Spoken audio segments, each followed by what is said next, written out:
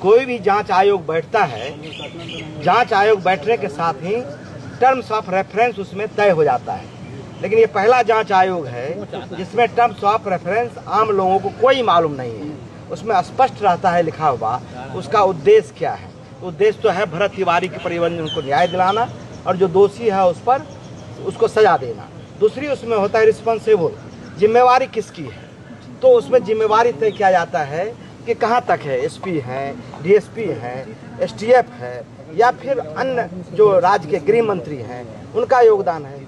तीसरा रहता है कि उसका दायरा, उसका वही दायरा आ गया। और तीसरा रहता है कि जांच के लिए एक समय सीमा हो।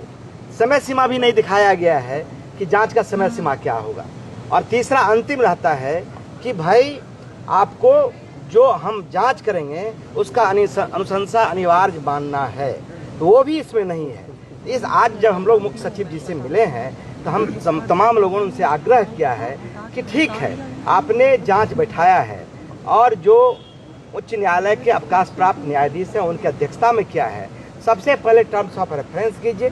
दूसरी बात इम्पॉर्टेंट एक और है कि चूंकि इस घटना में एसटीएफ का प्रयोग किया गया है, एसटीएफ का जब भी प्रयोग होता है तो उसमें किसी एक व्यक्ति के खिलाफ नहीं होता है, संगठित अपराध के खिलाफ होता है, नक्सल के खिलाफ होता है, जो दुर्दांत अपराधी होता है उसके खिलाफ होता है।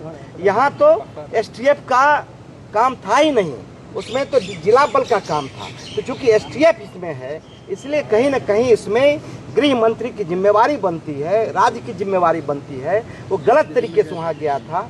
भरत तिवारी कोई दुर्दांत अपराधी नहीं था, कोई हिस्ट्री शीटर अपराधी नहीं था, उनके विरुद्ध एक भी मुकदमा नहीं था, तो कैसे एसटीएफ वहाँ गया था। इसीलिए हम लोगों ने कहा कि आप जब भी जांच कीजिए इसका दायरा पहले तय कर दीजिए। हम स्वागत जनसुराज का लगातार ये कोशिश साथ